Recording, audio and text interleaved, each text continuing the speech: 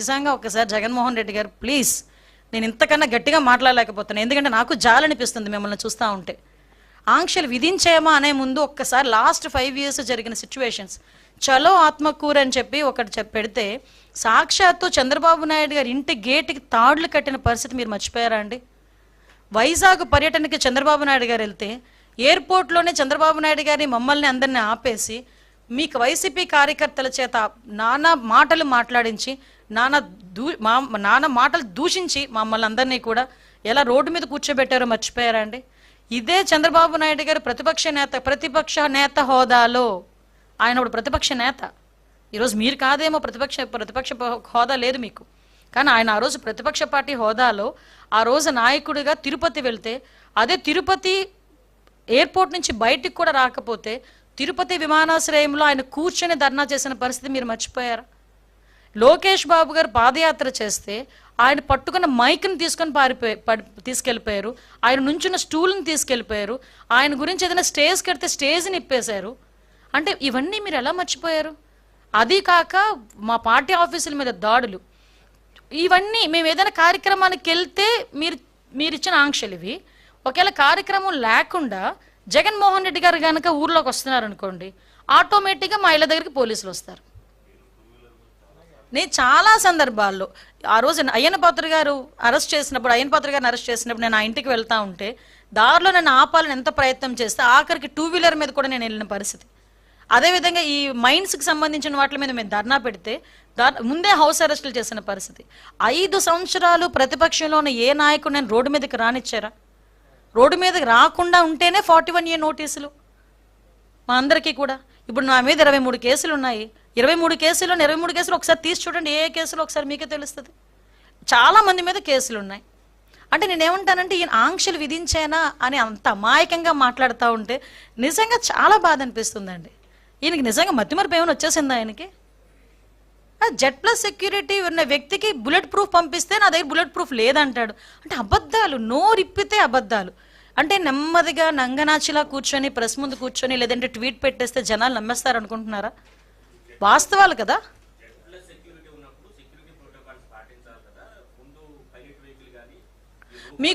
మీకు వీడియో పెడతానండి. ఆయన బయటికి వెళ్ళేటప్పుడు, ఆయన ఇంటి నుంచి బయటకు వచ్చేటప్పుడు ట్వీట్లో అన్నారు. నేను అదే చెప్తున్నా, ఆయన ట్వీట్ పెట్టేటప్పుడు ట్వీట్లో అబద్ధాలు ఉంటాయి, ఆయన ప్రెస్ మీట్ కూర్చొని మాట్లాడేటప్పుడు అందులో అబద్ధాలు ఉంటాయి. అవి వాస్తవాలు మేము చెప్పాలి కాబట్టి మీకు చాలా క్లియర్గా చెప్తున్నాం. జగన్మోహన్ రెడ్డి ఇంటి నుంచి బయటకు వచ్చిన తర్వాత ఆయన మళ్ళీ ఏదైనా ప్రాబ్లం ఫేస్ అవుతుందేమోనని, జనాలు ఎక్కువ మంది వస్తారు కదా అని ఆయన Z+ సెక్యూరిటీ అనే వ్యక్తిని 3 వెహికల్స్ ముందు పైలట్ వెళ్ళినాయి. అందులో ఒక DSP కూడా ఉన్నాడు. 3 వెహికల్స్ వెళ్ళినాయండి పైలట్. ఎందుకు నేను ఇంత మాట్లాడుతున్నా? ఫస్ట్ నేను వీడియో చూశాను.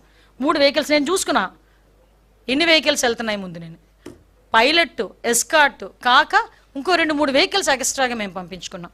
అరే మీరు కంట్రోల్ చేయాల్సిన మీ కార్యకర్తలు మీరు కంట్రోల్ చేయకుండా ఒకటేనండి నేను చెప్తున్నాను, మాట్లాడితే మా భద్రత గురించి మాట్లాడుతున్నారు. అరే నీ వెనకాతల నుంచి అన్ని ఒకడు రపామని కోస్తానంటే నువ్వెందుకు మాట్లాడలేకపోయావు ఆ రోజు? అదెందుకు ఆలోచన చేయట్లే?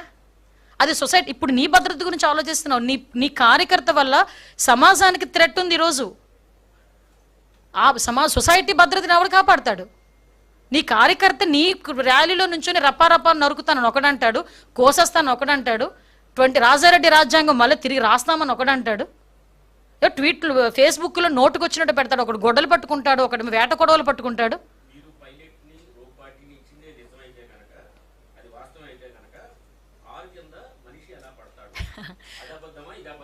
కాదండి, ఇప్పుడు నిజంగా నేను ఒకటే అంటున్నాను. నేను ఈరోజు ఇప్పుడు ఇంటి దగ్గర నుంచి బయలుదేరాను. నాకు ఒక పైలట్, ఎస్కార్ట్. ఎంతసేపు బయలుదేరుతాను? మీకు ఎందుకు ఫోన్ చేశాను? ఒక 10 నిమిషాల్లో నేను వచ్చేస్తాను. అంటే పలానా టైం నుంచి పలానా డిస్టెన్స్కి నేను రావడానికి ఒక 10 minutes పడుతుంది కాబట్టి నేను అంత ఎగ్జాక్ట్గా చెప్పుకుంటున్నాను. దారిలో జనాలు అది వస్తే కనుక వాటిని క్లియర్ చేసుకుని రావడానికి కొంచెం టైం పడుతుంది.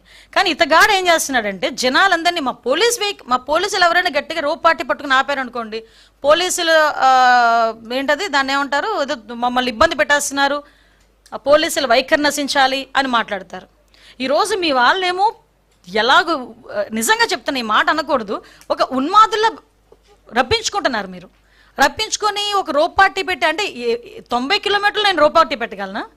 ఊర్లోకి రాగానే అతను దిగితే రోప్ పార్టీ పెట్టగలరు ఎవరైనా? ఆయన దిగిన తర్వాత నడుచుకుంటూ వెళ్తే రోప్ పార్టీ పెట్టగలరు.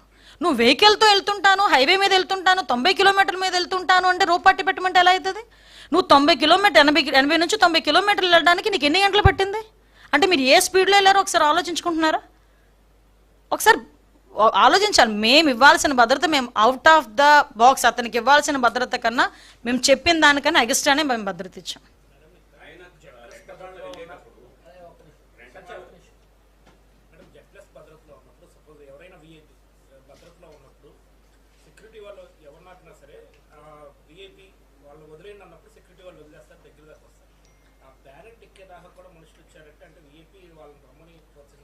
ఎగ్జాక్ట్లీ.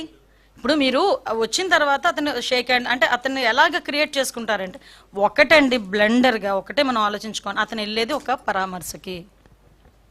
ఒక పరామర్శకి వెళ్ళేటప్పుడు అంత ర్యాలీ అవసరమా? అంత బల ప్రదర్శన అవసరమా? నీ కార్యకర్త చనిపోయాడు, విగ్రహం పెట్టుకున్నావు, ఎందుకు చనిపోయాడో తెలియదు, బెట్టింగ్లో చనిపోయాడో ఏ విషయంలో చనిపోయాడో విగ్రహం పెట్టావు, ఆ విగ్రహాన్ని ఆవిష్కరించడానికి వెళ్ళావు, ఆ కుటుంబాన్ని పరామర్శించడానికి వెళ్ళావు. పరామర్శించడానికి వెళ్ళినప్పుడు బల ప్రదర్శన దేనికి? బల ప్రదర్శన చేస్తూ 4-5 గంటలు 5 గంటలు నువ్వు హైవే మీద నెమ్మదిగా నీ జనాలందరితో వెళ్తానంటే ఎంతమంది ప్రజలకు ఇబ్బంది కలుగుతుంది? అది ఎందుకు ఆలోచన చేసుకోవట్లేదు? ఈరోజు మాట్లాడితే పోలీసులు భద్రత ఇవ్వలేకపోయారు, పోలీసులు అంతకు మించి మాకు పరిధి మించి దాటి ఈరోజు భద్రత ఇచ్చాం. ఈరోజు అంతవరకు కాదండి. నీ వెహికల్ కింద మనిషి పడితే సెన్స్ తెలీదా?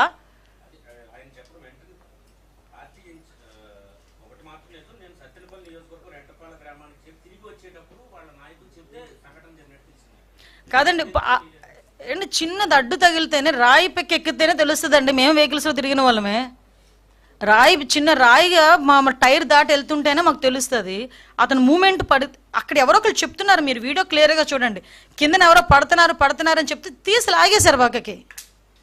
చెప్తున్నారు కదా, అప్పుడైనా ఆపాలి కదా. ఇద్దరు చనిపోతే కూడా దగ్గరికి వెళ్ళి చెవులో కూడా జగన్మోహన్ రెడ్డికి ఇద్దరు చచ్చిపోయారని చెప్పలేని నాయకులు ఉన్నారా జగన్మోహన్ రెడ్డి చుట్టూను? ఏదో ఇన్సిడెంట్ జరిగితేనే సార్ ఇన్సిడెంట్ జరిగిందని జరిగిన వెంటనే వచ్చి చెవులో చెప్తారు. అటువంటిది ఒక వ్యక్తి చనిపోయిన తర్వాత, ఇద్దరు వ్యక్తులు చనిపోయిన తర్వాత, నీ కార్యకర్తలు చనిపోయిన తర్వాత నీ చెవి దగ్గరకు వచ్చి కనీసం ఒక చెప్పే నాయకుడు కూడా నీ దగ్గర లేడా? రిటర్న్లో వచ్చినప్పుడు చెప్పారని చెప్తున్నావు. సిగ్గుండాలి ఆ మాట మాట్లాడడానికి. Sorry to say. ఆ మాట ఎలా చెప్పగలుగుతున్నాడు ఆయన?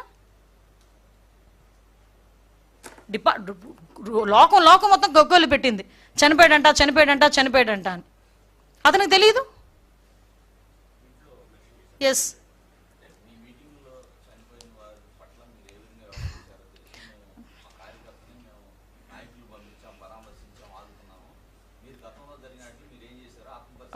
ఎగ్జాంపుల్ చెప్తానండి. కందుకూరులో అనుకుంటా